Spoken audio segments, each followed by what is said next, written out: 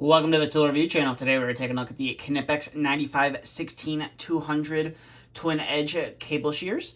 Now these are the VDE version of the tool, and they are also the chrome-plated version of the tool as well.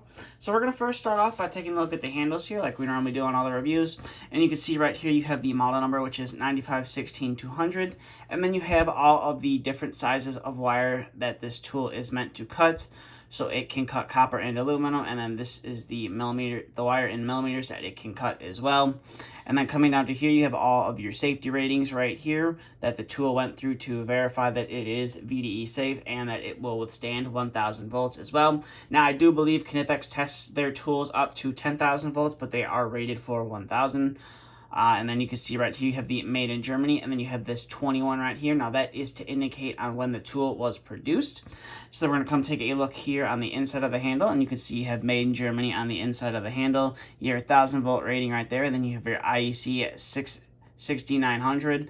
That's basically an international standard for insulation and insulated hand tools. If you want to look that up, just look up IEC 6900. And then again, you have some more of the safety ratings the tool went through, and then you have the Knipex name right there as well. And then you have some more information right there as well. And then it's pretty much the same on the handle on the other side. Now coming to the back side of the tool, or at least the back side of the handles, you can see these do not cut through steel wire, so don't go trying to cut through steel wire with these. You're going to end up damaging the cutting edge. And then like on most German tools, you have the barcode on the handle as well. And then coming up to the business end of the tool, you have the Knipex name laser etched onto the surface. And you have a fairly large adjustment screw right there. Now if the tool is, when you get the tool and it's a little on the stiff side and doesn't really want to open, all you have to do is just take a flathead screwdriver and just slightly adjust that, and the tool should loosen up. And vice versa, if you get the tool and it is super loose, all you have to do is stick a flathead in there and you are able to turn it to the right, and the tool should tighten up as well. And then coming to the cutting edge on the tool is a twin cutting edge right here. So this cutting edge, the second cutting edge on the tool, is mainly meant for cutting wire itself. Now the very first, or the outer cutting edge on the tool, is meant for piercing the insulation on wires. If you want to strip that insulation off, it's not really meant for cutting, and you're not really going to have a lot of leverage to cut through some thicker material when you would have a lot more leverage cutting through material on this cutting edge right here. And we'll go ahead and flip to the back side of the tool, and you can see the back side of that adjustment screw right there. And then it's pretty plain on the back side of the tool, nothing really special to look at there. And then also on the handles, you have the nice yellow and red VDE style handles. You have the Knipex name, the two little triangles, and the 1,000 volt rating right there on the handle as well. So that's fairly it for the detail on the tool. Now we're going to get to some of the main functionality of the tool, and that is cutting some wire with this tool. So we're going to first start off with some 18 gauge wire. So we're going to start off with some 18 gauge solid wire, or excuse me, this is 18 gauge stranded wire. And you can see the tool has no problem cutting through that wire with that cutting edge, and I'm sure we can cut through that wire with the first one as well. As you can see, you're able to cut through that wire with that first cutting edge, no problem whatsoever. So now we're going to bring in some 18 gauge stranded wire, which is a little bit thinner of a wire, and we'll go ahead and insert that guy in there, and the tool cuts through it no problem, and it cuts through it fairly easy as well. You barely have to use any effort to go ahead and cut through that wire right there. So we'll go ahead and set that off to the side, and we will bring in some 14 gauge stranded wire, and we'll go ahead and cut through that as well.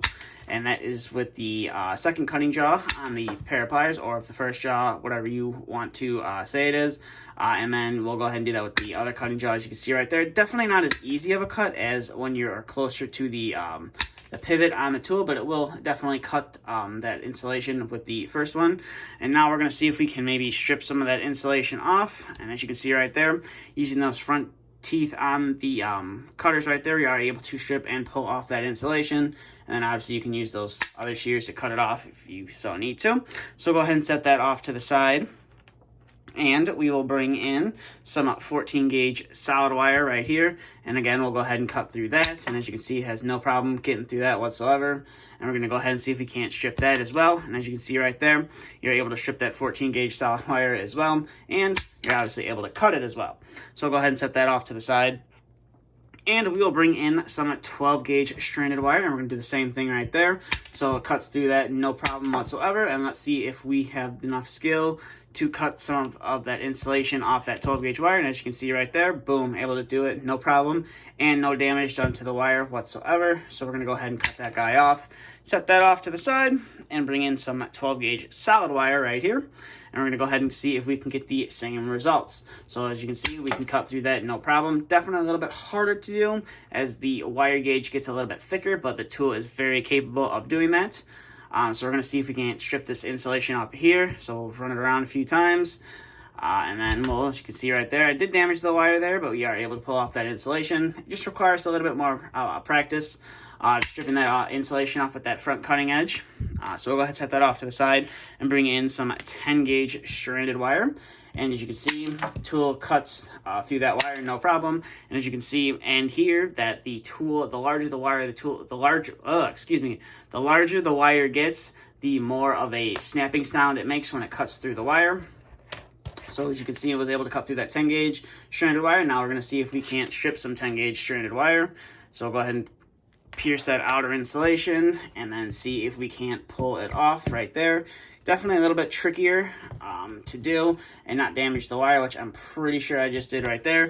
So go ahead and cut that off, and we'll run it around a few times and see if we can't pull off that insulation again. And it is a little bit challenging to do. Like I said, it definitely requires some practice and trying not to damage the wire. So I'm going to call it quits there with the 10 gauge stranded wire. Now we're going to bring in some 10 gauge solid wire. And I'm assuming we're going to have a little bit louder of a cutting sound to get through that, as you can hear right there. Definitely a little bit louder than before. And let's see if we can't strip this insulation off of here like we were able to do with all the other wires. And we are indeed able to do that. No problem whatsoever, and no damage done to the wire. So go ahead and cut that off, and we'll move on to our next wire. Now, I haven't really practiced a lot with 8 gauge stranded, so I'm probably not going to have success at stripping this outer insulation off with those two front cutting jaws or cutting knives on here. We'll go ahead and cut through this. As you can see, you are able to cut through that 8 gauge stranded wire, no problem. And it does produce a very nice clean cut, as you can see right there. Now I'll give it a shot and see if we can't strip off that insulation without damaging the wire. And we'll go ahead and pop that off right there. As you can see right there, we were able to cut the insulation, but I ended up nicking the wire. So if I do want to use these as a pair of wire strippers for larger gauge wire, definitely need to practice a little bit more. So go ahead and cut that off, and we'll bring in our final wire right here, which is going to be some 6 gauge stranded wire. And I'm assuming that the thickness of this wire, you're going to definitely almost need 2 hands to cut through it. But you can see you can use 1 hand to cut through it. It's just a little bit, you got to use a lot more pressure than all the previous amounts of wire, but you can do it. And let's see if we can't strip this wire. I haven't really tried with this before, but as you can see, we were able to cut it, and now we just got to pull off the insulation. And again, I did end up damaging the wires. You can kind of see right there. I kind of nicked it. Just going to require practice with the larger gauge wire. Smaller gauge wire, it's definitely a lot easier because the insulation is not as thick, and you can basically judge when you are through the wire for the most part. But overall, these are definitely a nice pair of cable cutters from Knipex.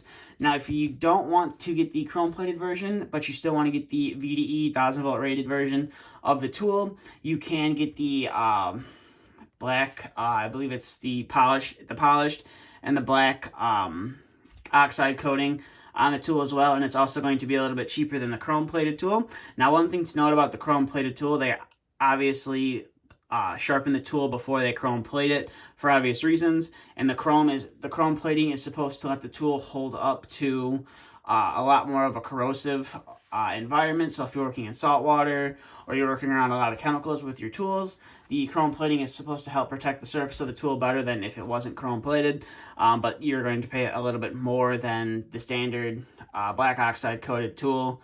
That's just, for the extra protection on the tool.